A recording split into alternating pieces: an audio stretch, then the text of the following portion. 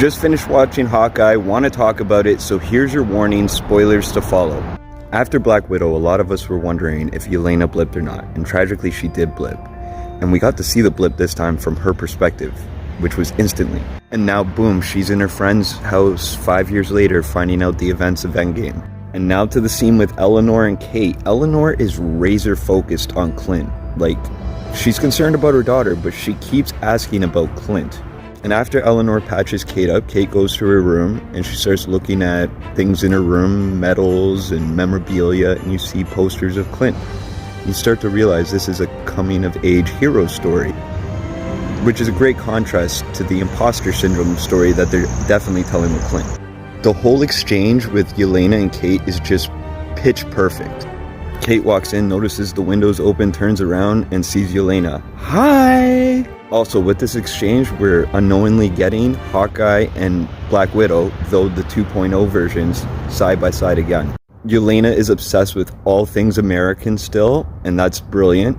And there's also a sly way that she does a little reference to No Way Home with the mention of the Statue of Liberty. Yelena listing all the intel that she has gathered on Kate kinda had some Natasha vibes. And as brilliant as Florence is playing Yelena in the scene, you really have to give Haley Steinfeld some credit here for how she is doing her facial reactions, because you can just tell when Yelena's asking where Clint is from Kate's face that that's her hero. She idolizes this man since childhood. Yelena also clearly doesn't understand why people respect the Avengers so much and kind of has a disdain for them. Again, credit to Haley Steinfeld and how she played this scene, but when Yelena says that Clint killed Natasha, her response, I do not think the world knows how Natasha died. I absolutely love the way Yelena said, thank you for the girls' night, and I'm wondering, was this encounter with Kate her actual first girls' night? So now we're at the scene where Kate goes home, the police are there, Jack's getting arrested, and Eleanor calmly says that she looked into it and she informed the police. This entire scene, Jack is way too calm. Clint going to the plaque at the memorial for the 2012 attack and taking out the hearing aid to have a moment with Natasha before going back to Ronan after Natasha redeemed him.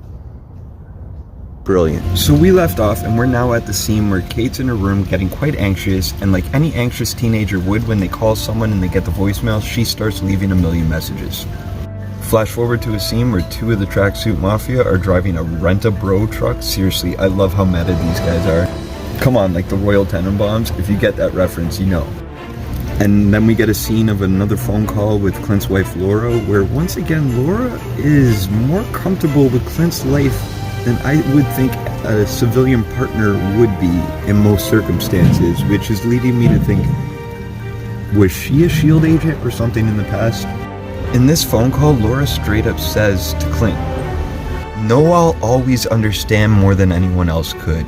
She had a life before being a housewife." And now we go to the meetup between Clint and Maya, and honestly, this is what I wanted to see in Infinity War when I heard Ronan was going to be this kind of action. When Clint finally takes down all the Tracksuit Mafia and encounters Maya, I love that they cut out the sound and use subtitles to show how Maya was reading lips with the little bit of sign language that Clint does know. Great touch. Chef's kiss. And of course Kate comes to the rescue, yet again saving her childhood hero. And then we get to see Yelena practicing her spycraft following Eleanor to the big reveal that, yes, all along, it was Vincent D'Onofrio as the big man, aka Kingpin. And it's really poetic that the end credits song was Mr. Grinch, because that song perfectly sums up Wilson Fisk. Now, a few thoughts I had after the episode. What is Clint and Kingpin's history? Because in the comics, they don't have much of a history. Now, in the comics, Kate's father actually killed Kate's mother, even though Kate's mother didn't die because it's comics. And with Madame Mask being confirmed for the show and we haven't seen her yet, I think Marvel's doing the switcheroo. I think Eleanor killed her husband and she's secretly Madame Mask.